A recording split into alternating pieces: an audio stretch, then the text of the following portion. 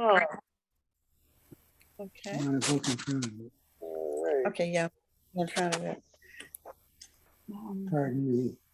Okay, you can give me my cell phone. It's right there. That might do it. How about this? It's going to be All too right. big. Good evening, everybody. How are we? Good. Thank God. Okay, good. Good. So we are in Parshat Vayera, moving right along with the Abraham story. Every Parsha in Bereshit has lots and lots and lots of highlights, and Vayera is certainly with that. We have the visit of the angels. We have the negotiations of Abraham on behalf of the cities of Sodom and Gomorrah. And of course, at the end, we have the Akedah, preceded by the story of the expulsion of Ishmael, which some modern scholars call Akedat Ishmael before Akedat Yitzhak. It's a fascinating, wonderful parsha, and we're not going to get too far into it tonight because I want to focus really on the first pasuk and the first Rashi. Last week's class was a little bit more, it's hard to say frontal when we're all on Zoom, but a little bit more top down than I would like. So hopefully this will be one that generates some more conversation, and I think it's material that's, the starting base is probably a little bit more familiar than the story of Gideon that we focused on last week. So please feel free to chime in with any questions or comments as we're going through the material. Okay. Okay. I know no one here is shy. I just want to make sure. Okay. So the parsha begins. Vayera elav Hashem be'elonei mamrei, v'yoshev petach ha'ohel kechom hayom. Hashem appeared to him in Elonei Mamre, the terebinths of Mamre. He was sitting at the entrance of the tent as the day grew hot. Okay, so a scene that's familiar to us, right? As we know from our previous studies, we're told that Abraham is sitting waiting for guests. We're told that he is recovering from his Brit Milah. And Rashi is the one who brings this all to light for us. So Rashi tells us, Vayera elav, God appeared to him, Livaker et ha'choleh, in order to visit the sick. Amar Rabbi Chama bar Chanina, Yom Shlishi lemilato haya, U'bah HaKadosh Baruch Hu lish'ol bishlomo. Rabbi Chama bar Chanina says it was the third day after the Milah, after the circumcision, and God came to inquire how he was doing. The general understanding is that the third day is the most painful day in the recovery process. And so it was specifically on that day that Hashem comes to visit. The Elonei Mamrei, we'll come back to this a little bit later. So Rashi just tells us as a teaser, Hu shenatan lo eitza al hamila lefichach nigla alav becholko.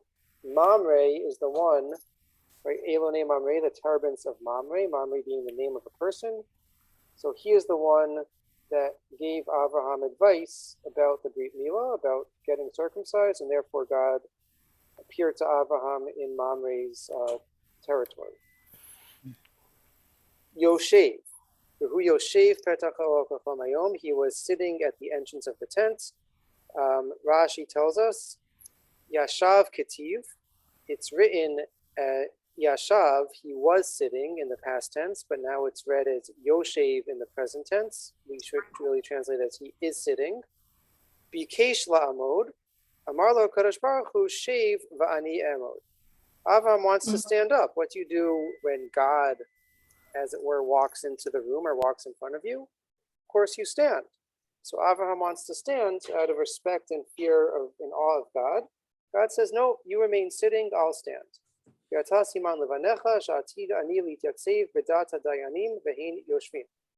Avraham here serves as a model for future generations when the court sits in session, when the Beit Din sits in session, right? We do this in Shul and Hatarat Nidarim. But a judge, right, part of the halachot of a Beit Din is the court has to sit. Possible exception to that is on Kol Nidre, where we generally have at least three people standing at the bima serving as a quasi Beit Din. So God says this will be the model for future generations. When the Beis Din, when the court sits, I will stand among them or stand above them. How does the Rashi that God came to visit Abraham square with God's warning to Moshe that no one can see him and live? So that's a great question. How do you think it might square? What happens in God's visit to Abraham?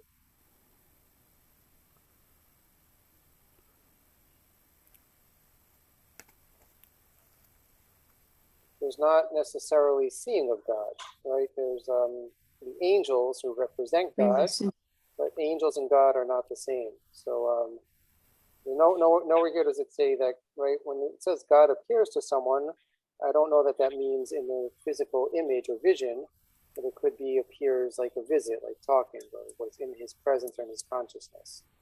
Would be the way that I think it's would commonly be explained. Anyone have any other suggestions for Jeff? Well, we're looking at the text right now, but we're not looking at one another. Okay. That's true. Oh. That's true. Except, of course, but Okay, so this is the line in Rashi that probably is most well known to us. Petach ha'ohel, at the entrance of the tent. Lirot im yesh over v'sham v'shav v'yachnisem v'beito. To see if there's anyone passing by, and Avram was sitting there so that he could bring them into his home. And then kechom hayom, in the heat of the day, hotir kodesh baruch hu chama minartika shelo lahatricho be'orchim. So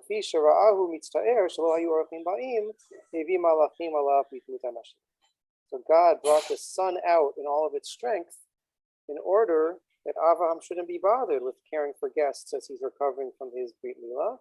And since God saw that this troubled Avraham greatly, he brought guests in the image or the form of the angels, who appeared to Avraham as people, as men. Okay, so it's a very dense, very detail-rich Rashi, and we can really unpack each detail in this Rashi.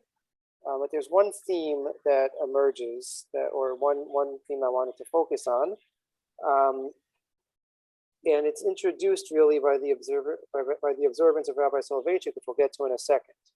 But before we get there, what is it that prompts Rashi to tell us that this is taking place as Avraham is recovering from Brit Milah?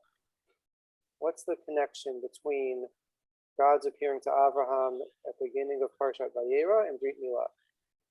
Because at the end of Lech Lecha, Okay, so we have Brit Milah of Yishmael and Avraham. Good. Right? So at the very end of Parshat Lech Lecha is when Avraham is given the mitzvah of Brit Milah, and we're told he circumcises himself and Yishmael his son, Yishmael at the age of 13, which is the practice of Muslims ad hayom hazeh till this very day. So let's look at a few key psukim from that chapter. Again, this is the chapter that immediately precedes where we were. I will display. I can't even display all the English. Okay, tell me when I need to scroll down for the rest of the English to display. Vayomer Elokim el Avraham v'atat briti tishmor ata v'zaracha acharecha ledorotam. God says to Avraham, keep my covenant, you and all of your future offspring for all generations. Zot briti asher tishmeru beini uve'nechem uvein zaracha acharecha kimo lachem kol zachar. This is the covenant that you will keep between us, is to circumcise all males. Unimaltem et besar arlachem vayalaot brit beini uve'nechem. You will circumcise the foreskin, and it will be as a sign for covenant between you and between me. Ven shmonat yamim yimol lachem kol zachar ledorotechem yilid bayit miknat kesef mikol ben nechar shalom mizarachahu. At 8 days old is when you should do this for every male of future generations. Roll down. Okay. Thank you. No problem. As for the homeborn slave and the one brought from an outsider who is not of your offspring, and then I cut ... We're not going to concern ourselves with those details. And then we read a little bit further on in the parak. For Avraham ben Tishim v'teisha shana b'imalo b'sar lato. Avraham was 99 when he circumcised himself. Yishmael beno ben 13 shana b'himalo et b'sar orlato. Yishmael was 13. Etzem hayom hazeh nimol Avraham v'Yishmael beno. On this very day, Avraham and Yishmael were circumcised. V'chol anshe beito yilid bayit migar kesef. Ve'it ben nechar nimolu ito, and everyone else in his household was also circumcised with them on that day. There's a few key differences, perhaps, or one key difference, really, between the description of Brit Milah in chapter 17, the end of Parshat Lech Lecha, and in chapter 18, the beginning of Parshat Vayera. Anything jumped out to anyone as being different between these two accounts?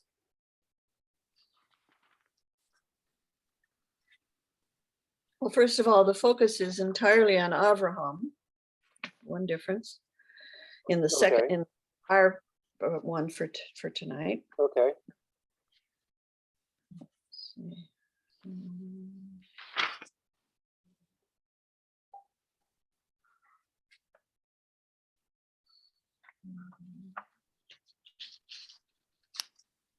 The other difference is the 8 days old and the 13-year-old. Right. Well, that being in verse 12 and the Yishmael being 13. Right, but there's no mention of age in Parshat Vayera. I mean, there is the Midrash by Rashi that says that might have been what Yishmael was, the trouble he was stirring with Yitzchak, is saying, my love of God is greater because I was circumcised at age 13 and you did it when you were 8 and didn't feel anything. But that's not in the pshat of the Torah. That there's no mention of age. So, but in Lech Lecha, I mean, I could be wrong, but the narrative in Lech Lecha sounds like he's between Kadesh and Bared. Okay. In Be'er Lachai Roi. That sounds like that's where where Avraham is set up. Mm-hmm. So if in Lech Lecha, Avraham's told to do Brit Milah, and we don't have any context of him traveling anywhere, and all of a sudden he shows up at the hospital, Kivyachol, in Elomei Mamre, right? So I think interesting. So maybe there's a geographic discrepancy. I didn't even pick up on that. So that could be a difference. That's not the difference I had in mind, but I'll have to look at that further. Thank you. So let's look at number 4, which is Rabbi Soloveitchik, who points out the difference that got me excited about going down this rabbit hole for tonight. Excuse me for just a second. Yeah. The Be'er Lachai Roi, the Roi and the Vayera, it's another element that can come into an answer to Jeff's question. Be'er Lachai Roi being to see and Vayera being to appear. Yes, in other words, the seeing that happened for Hagar was that she recognized actually that the Holy One was coming to her in the name Hashem, and that's the same meaning in Shmos when it is Vayera. I made myself known to them through a particular name. So the seeing, like Kel Shakai, but by my name, Hashem, I didn't really make myself known to them. So it is a sense, but it's a different sense of presence. It's a different sense of power. It's a different experience, I think, with each of the names, obviously, and each of these experiences, but the seeing comes through a name. So that's really interesting. A key difference, though, is Be'er Lachai Roi. Who does the seeing? Hagar. No. God sees Hagar. Correct. Right? So it's, you are God who sees me. But it's God who does the seeing. As opposed to Vayera Elav, which seems to be that God appears to Avraham, so Avraham would be the one who's seeing or contemplating or whatever it is. But she saw an angel. She saw an angel, right? And he did not. Well, he does. He does a couple verses later. Right. Right. So, but you mentioned in passing the difference that Rabbi Soloveitchik picked up on, Oh, okay. which is the name of God. So in chapter 17, it's Vayomer Elokim El Avraham, Vatat Riti Tishmor. So Elokim says to Avraham to keep my covenant. And what is it at the beginning of our parsha? Vayera Elav Hashem Be'elonei Mamrei. Okay, so Rabbi, right, anyone who's studied in any academic or quasi-academic setting knows that which name of God is used is a key factor, certainly in the academic approach to understanding Tanakh and the documentary hypothesis, but certainly within rabbinic literature, within the normative midrashim, there's a sensitivity to what the different names of God represent and which attribute of God is being focused on. So Rabbi Soloveitchik says very powerfully and very beautifully, the Torah seeks to focus our attention on the contrast between the nature of the relationship with God in Lech Lecha and this relationship in Vayera. The previous parsha, which focuses on Abraham's circumcision, uses the name Elokim. After the circumcision, the name of God is shifted to Shem Havaya, Yud Kei Vav Kei. These various names of God in Lech Lecha, as opposed to the ones shifted to the Shem Havaya, to the ones in Vayera, reflect a fundamental shift in the relationship between humanity and God, which is precipitated by the act of Brit Milah. Different usages of the name of God imply different relationships. In Parshat Breshit, the name Elokim appears in the context of creation. Elokim refers to God as immutable lawgiver who introduced the fundamental laws of nature. Shem Havaya, on the other hand, emphasizes the unique nature of the relationship between God and humanity. The journey of human beings to God through the name Elokim is longer and more circuitous than their journey to God via the name Shem Havaya. With the Shem Havaya, man enjoys a privilege of intimacy and closeness with God. And Rabbi Soloveitchik supports this explanation by that curious detail in Rashi, which we read about Yoshev, about Abraham was sitting, right? So he says, when it comes to Elokim, right, the God of judgment, the God of majesty, you wouldn't have that intimate relationship where you could sit within God's presence. It's only when you are b'shem havaya that you might be able to be on a more intimate, as it were, collegial level with God. And so he says that that's the point of Rashi bringing that here, is to really emphasize this change in the use of the name of God and what that represents to Abraham's relationship with God. Yeah. So I'm struggling. I mean, hate to perhaps disagree with the Rav here, but in Lech Lecha, the entire Brit Milah context is for all of the people, all of the men that were with Abraham. It wasn't with Abraham alone, it wasn't with Ishmael alone, it was everybody. And so the only way that everybody understood was to use a generic term that might have been familiar to anybody who lived in the entire Canaan neighborhood, Elokim. Mm-hmm. It's only Avraham who is, and we don't even think that Ishmael is doing the Kabbalat, the equivalent of Kabbalat Ol Malchut Shamayim with Brit Milah. It's Avraham who's doing it, which is why Dafka in Vayera, where it's a one-on-one experience, that's why it makes sense that Hashem as that name is being used. I hear what you're saying. I imagine he might respond back to you that, well, you know, once we're given this mitzvah of Brit Milah, so it is something that becomes accessible to all who enter into the covenant. So anyone who becomes a Ben Brit is now a bearer of the Brit Avraham. Right, the bracha we say at the Brit Milah is Lachnis B'Rito Shel Avraham Avinu. Right. So that level of intimacy, obviously, Avraham, none of us exist on the same level as Avraham, but I think the Rav might say back to you that no, but fundamentally, that possibility now exists. Okay, and I would respond back by saying that there are many ways that people perform mitzvot. Some people have kavanah. Hmm. Some people just do it through a cultural experience. Right. And that would be the substantive difference between using Yud K Vav K and Elohim. Okay. Okay. I hear that. It's a good point. Thank you. So this got me think. Oh, go ahead. Sorry. So it's a little bit off the wall, but Avram had other children with Keturah, Right. and among them was Midian. Is there any evidence, archaeological or anything else, that maybe the Midianites were also circumcised? Do we know anything about that? I'm not aware of anything.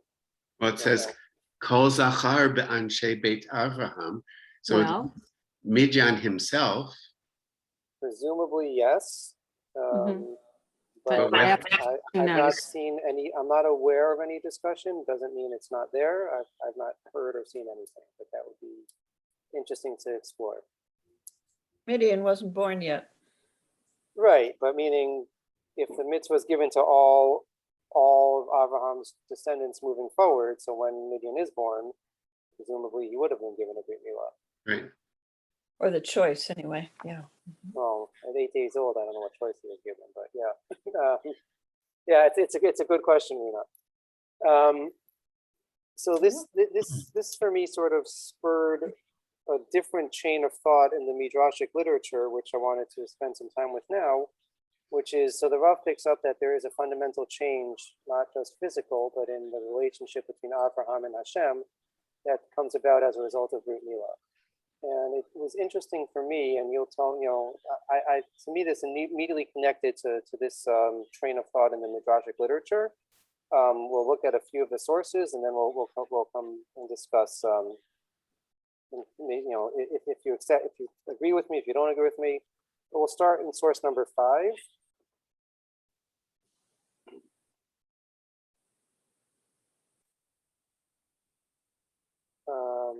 Okay, so I'll display the English and I'll read the Hebrew. Amar Biyanai, Nikav Nekev Megehenam V'Hirtiach Kol HaOlam Kulo Ayoshvav L'Sha'ak Hala.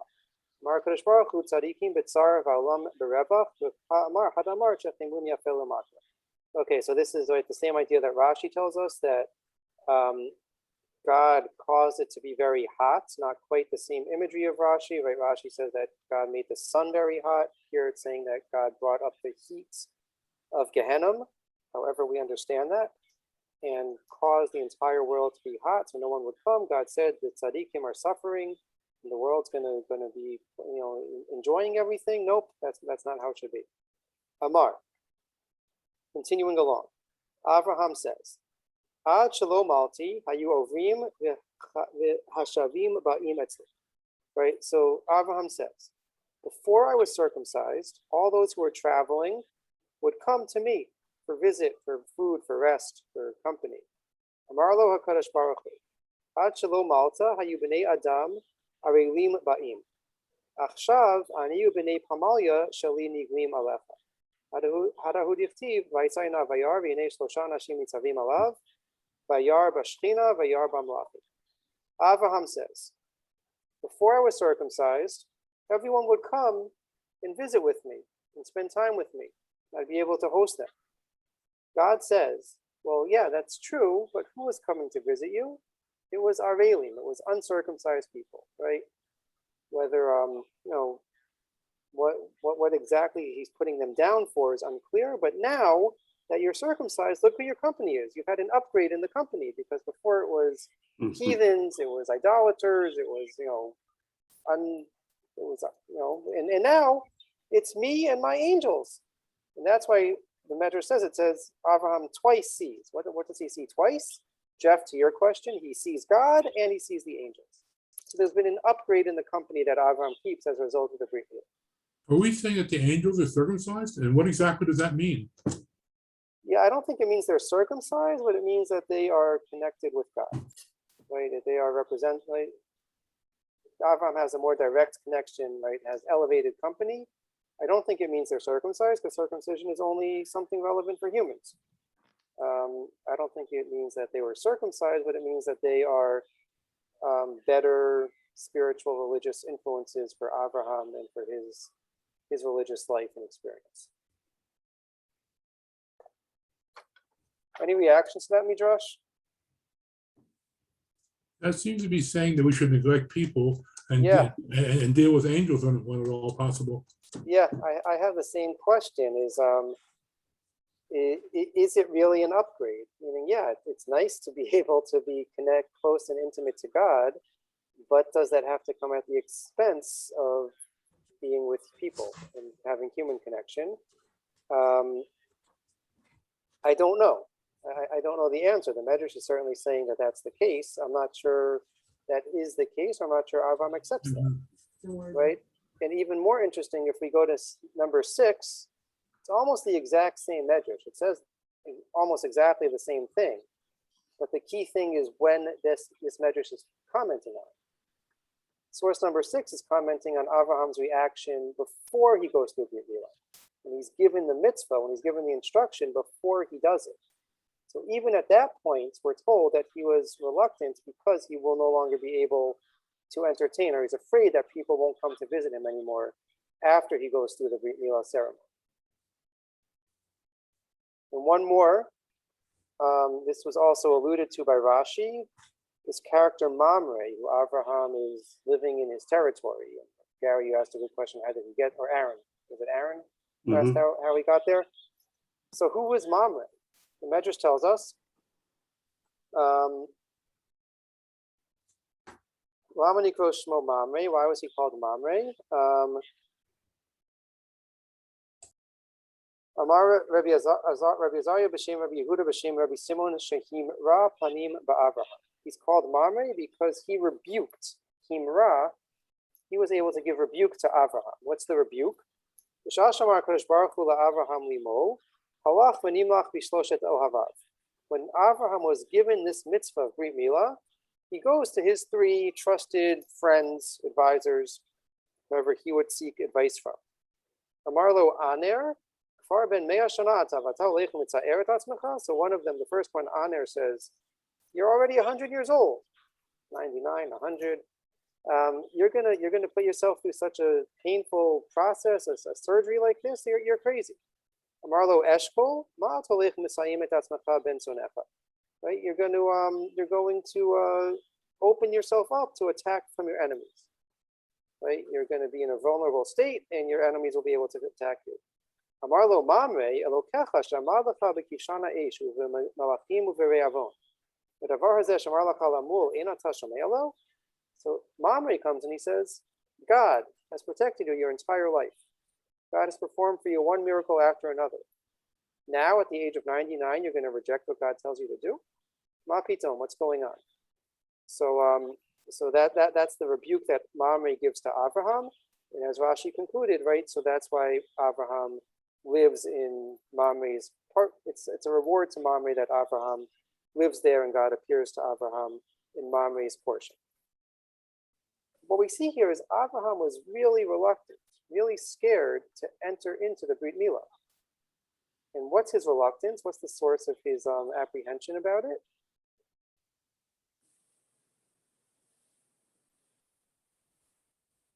That it's going to isolate him from the community. It's going to isolate him. It's going to cause people to not want to be associated with him. And it's really interesting to think about Brit Milah in this way. Right? I heard a really interesting thing today. Just a quick vort, which is somewhat connected. It's the name of Rabbi Shlomo Hyman, who was the Rosh Hashiva of Torah Vodaas. Was brought over from Europe right before the war and served as the Rosh Hashiva in Torah Vodaas. And so he says in this whole chain of Midrashic and Rashi, the Midrashim that we've seen, Avraham is bothered by the fact that there's no guests. And he says, why is Avraham bothered? Meaning, if your goal and your purpose is to take care of people, so if there's no one to take care of, if there's no one passing by, why should that bother you? Right? It's like I have a lot, when I was in college, a lot of my friends were EMTs. They'd always come back after their shift, and they complained there was no calls. So that's a good thing. That means no one got hurt, no one got sick, right? But you know, when you're in, you want to be part of the action. But if you think about it a bit more broadly, it's not always good for there to be action to be a part of. So why is Abraham so upset that there weren't any guests? And so Rabbi Heinemann said it wasn't just that Abraham was interested in performing the mitzvah, welcoming people in, but he was really interested in creating an atmosphere, an environment in which Hachnasat Orchim was a regular thing that took place, in which there was a concern, an interaction of humans with each other. And so he was upset that this wasn't happening, that he wasn't able to realize his vision, right? That the way that he then applied it to contemporary life was to say, there's a lot of people that might not be the strongest learners, the strongest daveners, but even if you're not someone who's going to be able to steig away at an intense Tosfot or Rebbe Akiva Eger, there's value in being in the Beit Midrash and supporting the environment that allows that to take place, right? Even if you struggle with understanding davening or connecting with davening, there's value in coming and creating that environment of communal prayer, which allows it to thrive, even if it's something that's not your strong point or something that you struggle with. That's a really nice thing. I'd like to go back one. Yeah. And ask, if God gave me a commandment and it wasn't a question of whether I was hallucinating or going mad or imagining things, I can't imagine talking to my 3 wisest friends and asking whether I should obey God. Yeah, it's a great way. We think of Abraham as the man of faith. And so showing that even Abraham, the man of faith, has questions. And that's a really interesting, great insight, Gary. So Abraham is a bit reluctant to go through with this mitzvah of Brit Milah, and it seems that his concern is that it's going to isolate him. It's going to alienate him from the world around him. Is this saying we should only do mitzvahs if our friends agree? I don't think it's saying that. It's saying, right, ultimately Abraham had to do the mitzvah. And I think it's not necessarily saying that, he agrees with Mamre because Mamre puts him in his place. Says it's not always correct to question. You're off base for asking that question. But certainly Mamre is the hero of that midrash. But it shows that I think we, to think through the consequences of our actions is certainly one of the messages that we're getting here. So, do we hear about Mamre anywhere else? Yes. He's all over the midrashic tradition. No, I mean in Chumash. Do we know where he, in the extensive lineage that exists, does he show up? I don't remember hearing him. And Yeah, I was just going to add that he is mentioned in the story from last week's Parsha, chapter 14. When Avram left with his students to go to get, or disciples, some would say, Right. close. Oh, Mamre. Yeah. And he left the care of all of his possessions with these 3 guys. So, and they are mentioned again in Avram saying to Melchizedek, I don't want to have anything from you, but there are the ones who fought, and if they want to take something, they can, and some for my friends, my 3 friends. So that would be a recent reference. Although it raises the question then, what kind of friends are they?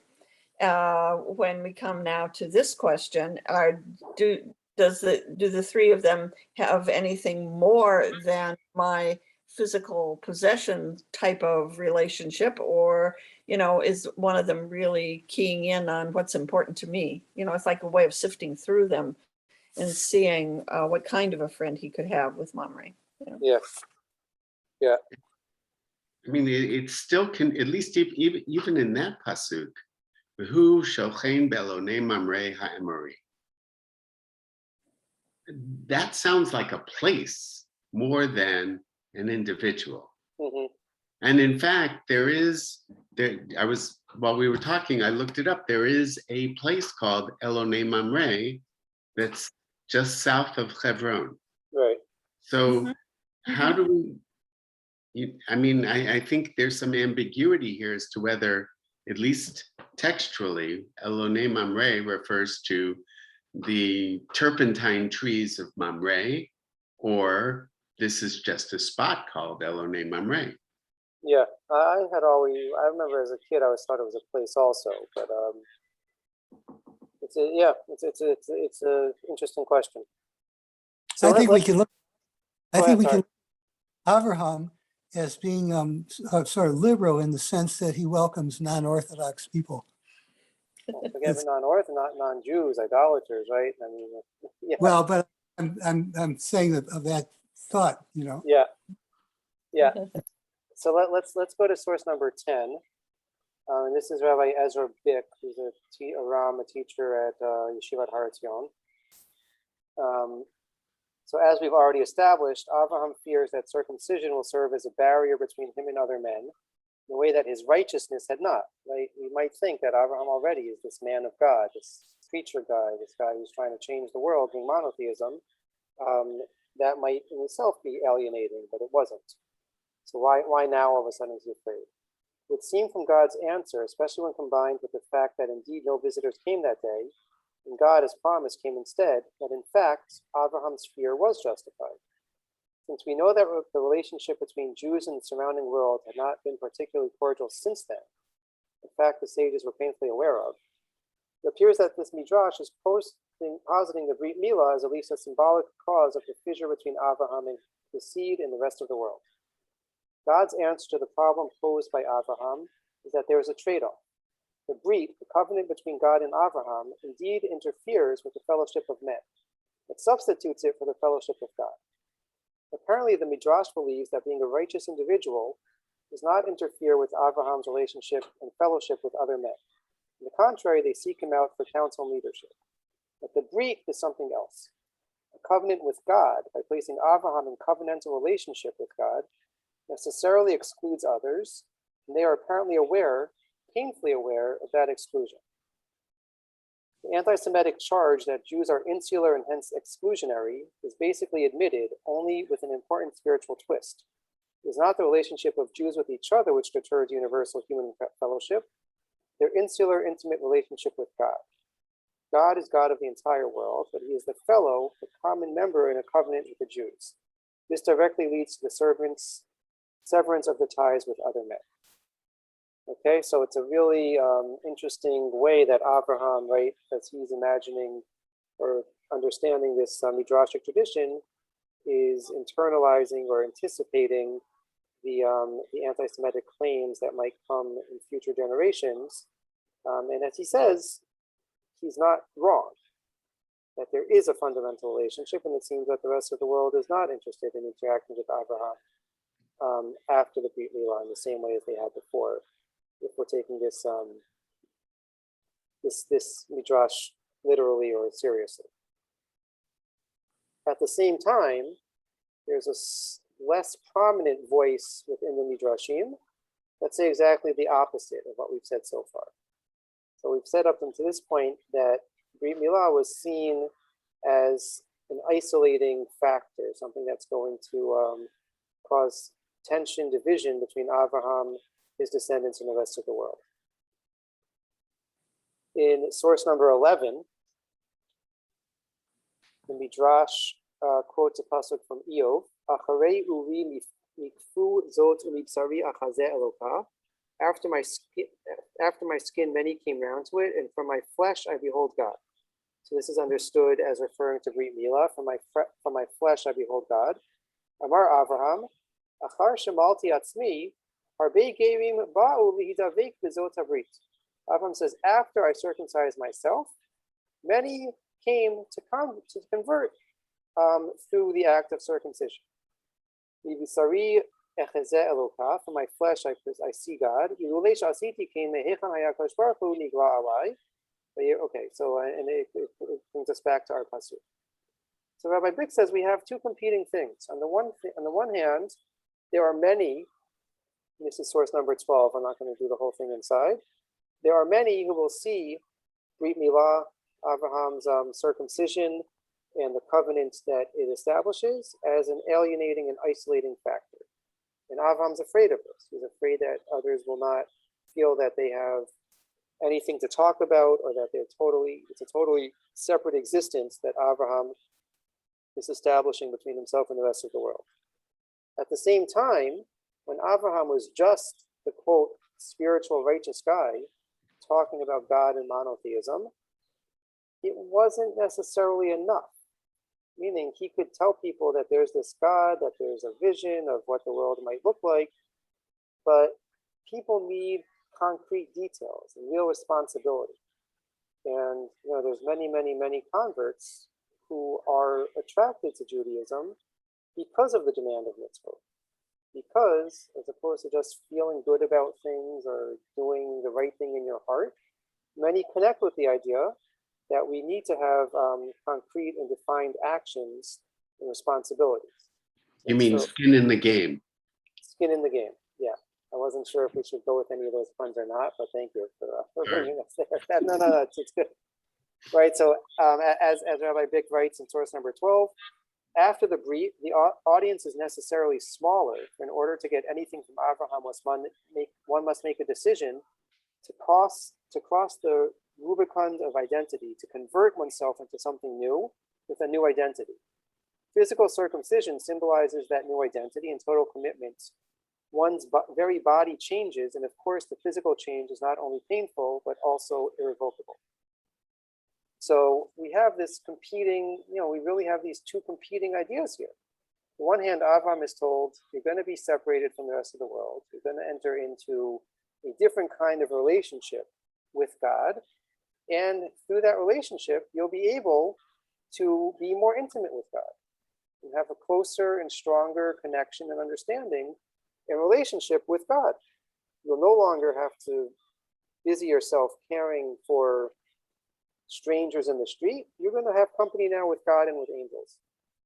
And at the same time, we see that there's a segment of humanity that might be attracted to this new model, to this more demanding model. Right, and I think it leaves a very strong question, and thank you, Gary, for posing it, of, well, is this really the ideal? Do we really need to cut ourselves off from connecting with humanity in order to connect with God? Right, and I think that Abraham very strongly shows us that not necessarily. We can have both. Could he have achieved higher levels of spirituality if he didn't occupy himself with entertaining guests? Maybe. Maybe not. Maybe it's because the human interactions which feed into our spiritual and religious existence. But I think what's very, very, very significant in this whole thing is what happens right after this encounter of Abraham with God at the beginning of our parsha. After God establishes the new covenant and the new means of relating with Abraham, what comes next?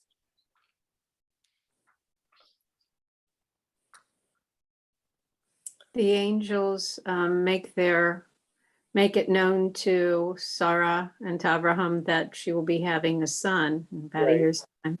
Okay. So I was putting that in the same episode, right? But so then after the angels, after this appearance, and it's a good question about when does one story end and the next begin? Yeah. But right, we have the story of the destruction of stone. Right. Mm-hmm. How is that introduced in the Torah? Source number 13. Hashem Amar, so Hashem, the same intimate relationship, right? The same name that indicates this new intimate relationship. Can I hide from Abraham that which I'm about to do? Abraham will be a great nation, and all the nations of the land will be blessed through him.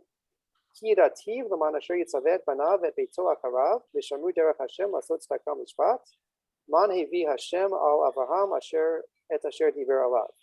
I know him that he will command his children and his household after him, and they will keep the ways of God and to do tzedakah mishpat, to do justice and righteousness, and to bring all that which God has promised to Abraham.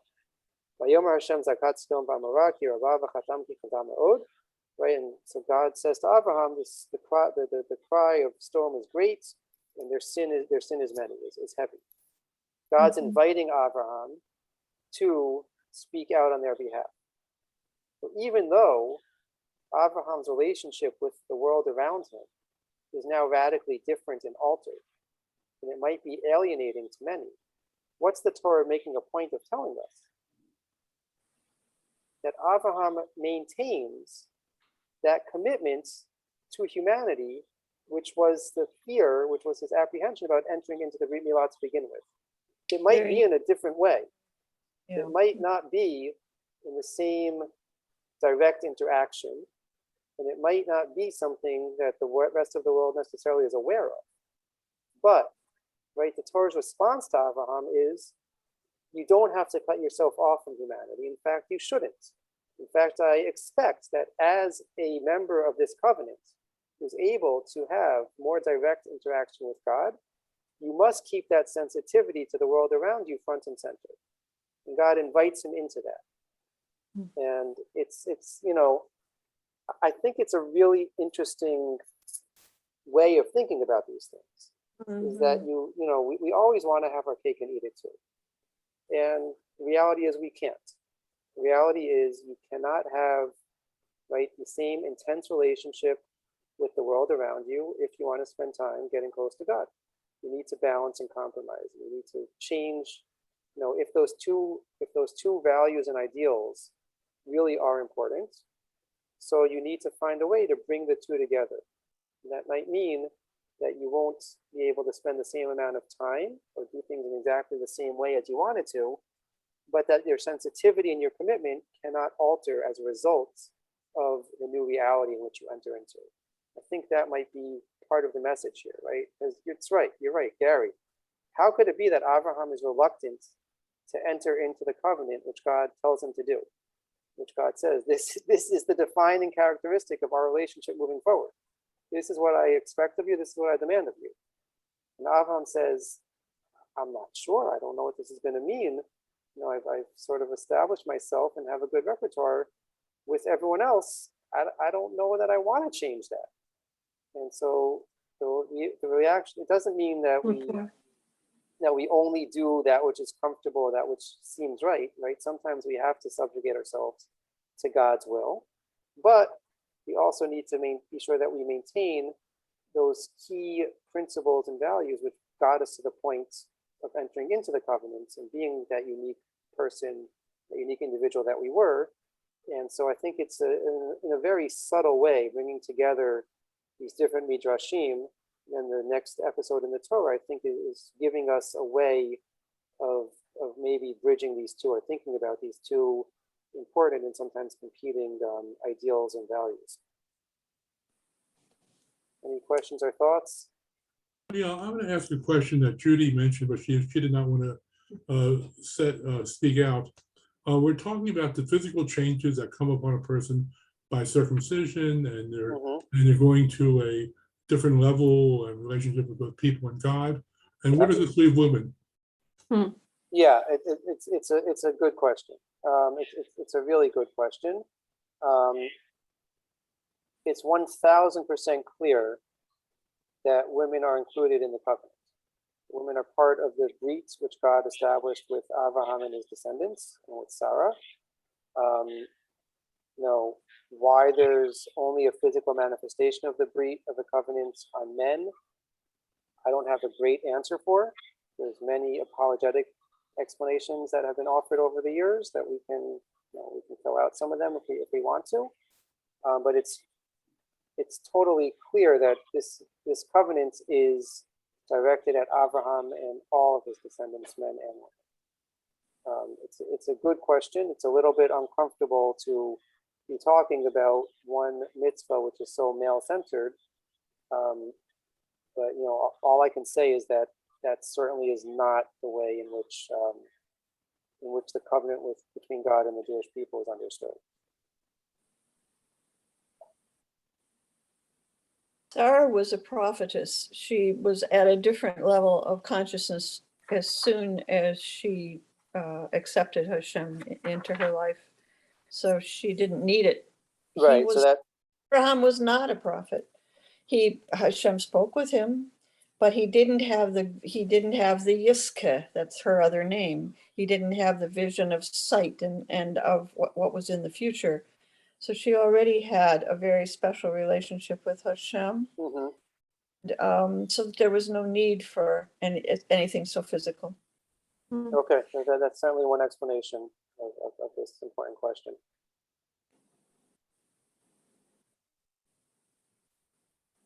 Okay, so I hope I gave us what to think about for the rest of the week as we prepare for Parshat Vayera. If there's any more thoughts or questions, I always love to hear them. Next week we will continue along with the Avraham narrative. Have a good night. Let's go Red Sox. Thank you, Rabbi. Thank you. We're on, but it's nice to feel at Thank home. you. Okay, enjoy your time in Virginia. Letters toe. Narto. Bye. Tov. Lila Tov.